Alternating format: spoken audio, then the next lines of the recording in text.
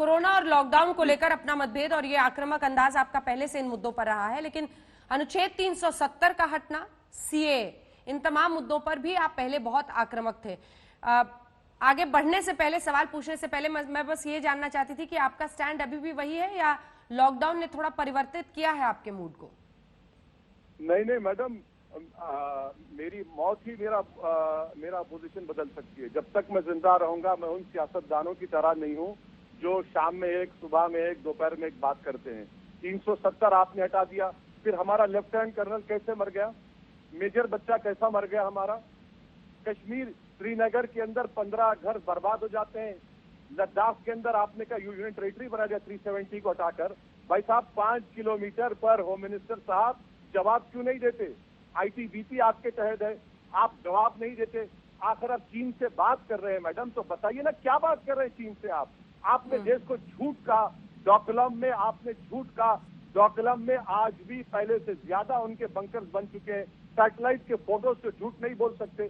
और हमारे प्रधानमंत्री इतने 56 इंच के स्ट्रॉन्ग लीडर कि अपने मूड का इजहार देश से नहीं करते, अपने मूड का इजहार हजरत ट्रम्प से करते हैं। और ट्रम्प कहता है कि Modi is in bad mood. What about the country? देश को तो मालूम होना चाहिए ना कि प्रधानमंत्री चीन के बारे में क्यों नहीं कहते। आपने ममलापुरम किया, वुहान स्पिरिट किया, उसके बावजूद भी 370 हटाया और लद्दाख में 5 किलोमीटर पर हजारों चीन की फौज भारत की जमीन पर कब्जा करके बैठी है। इस पर बीजेपी खामोश है। ऐसा लगता है कि उन्होंने मौत को देख लिया, खामोश बैठे हुए हैं। इस पर औपचारिक रूप से तो नहीं, लेकिन ये कहा जा रहा है कि प्रधानमंत्री की अभी चीन के इस लॉकडाउन के बाद बातचीत नहीं हुई है ट्रंप से, तो आप ट्रंप पर भरोसा करेंगे या प्रधानमंत्री पर? हमारी देश के गवर्नमेंट को कहना चाहिए कि ट्रंप झूठा है, झूठ बोलता है। अरे सर, कूटनीति में ऐसी बात की जा सकती है क्या, जब आपको विश्व में तमाम देशों से रिश्ते बनाने होते हैं, डिप्लोमेसी का ख्याल रखना होता है? जी बिल्कुल की जा सकती है, क्योंकि मुझे नरेंद्र मोदी से पॉलिटिकल इख्तलाफ जिंदगी भर रहेगा, मगर मेरे देश का प्रधानमंत्री है। और अगर कोई मेरे देश के प्रधानमंत्री को झूठा कह रहा है, झूठ बात कह रहा है, और हमारा हमेशा से ये पोजीशन रहा है कि हम किसी दूसरे मुल्क को हमारे अंदरूनी मामलात में मदाखलत की इजाजत नहीं देंगे। अमेरिका का ट्रंप कौन होता है? हमको क्लियर कट कहना चाहिए था कि गलत कह रहा है। चलिए, झूठ अगर स्ट्रॉन्ग वर्ड है तो is misleading. The prime minister has not spoken to Trump. आप ये भी नहीं कह सकते। चलिए, अब चीन की आपने बात की सर, जरा पाकिस्तान का जिक्र करते हैं।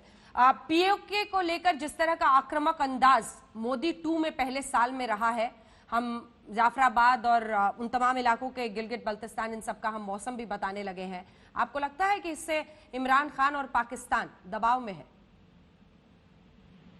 मतलब देखिए, जहां तक भारत की इंटीग्रिटी का मामला आएगा, हम बराबर सरकार किसी की भी उनके साथ करेंगे।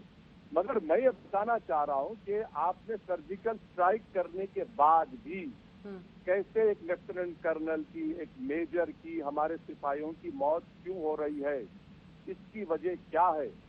क्यों आप इसको रोक क्यों नहीं कर पा रहे हैं? सिक्किम में चीन घुस रहा है, आप उसको नहीं रोक पा रहे हैं।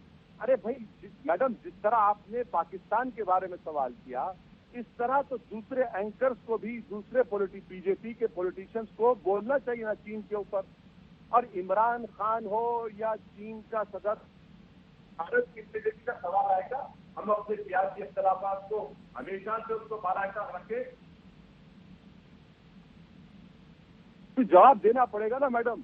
कभी तो जवाब दीजिए आप कि भाई आप ये क्यों हो रहा है। 370 आपने कहा था कि अगस्त 5 के बाद सब खत्म, कुछ नहीं होगा, मगर आज भी वहां पर गड़बड़ हो रही है, आज भी टेररिस्ट अटैक हो रहे हैं, नौजवान लड़कों की भर्ती हो रही है, तो फिर क्या हो रहा है वादी में?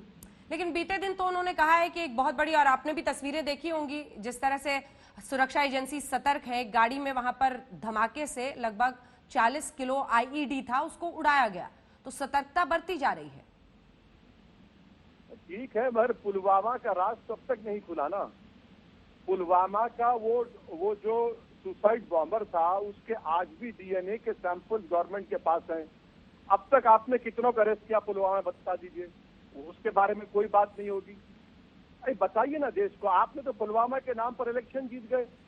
मगर देश को तो बताना पड़ेगा ना कि पुलवामा में कितना प्रोग्रेस हुआ, एनआईए ने कितना क्या किया। आप नहीं बता पाते।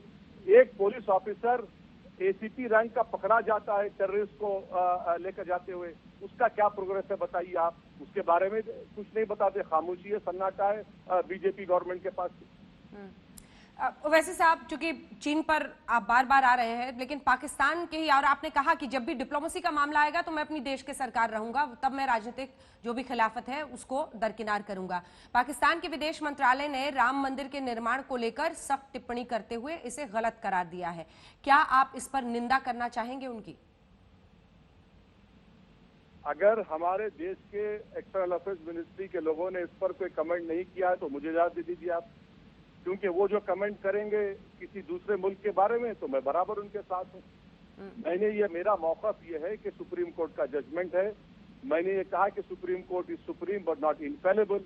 ये हमारे देश का आखिरी कोर्ट है। अब पाकिस्तान अगर इसमें मुदाखलत कर रहा है तो फौरन मोदी सरकार को अपने स्पोक्स पर्सन को कहना चाहिए कि भाई साहब जरा टीवी पर आइए, अंजना ओम कश्यप के प्रोग्राम पे बैठिए 6 बजे और फौरन इसके कंडेम करिए।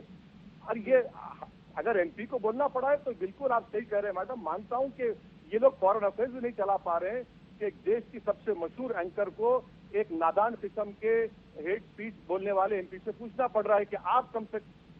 चलिए मैं कंडेम करता हूं पाकिस्तान के इस बयान को।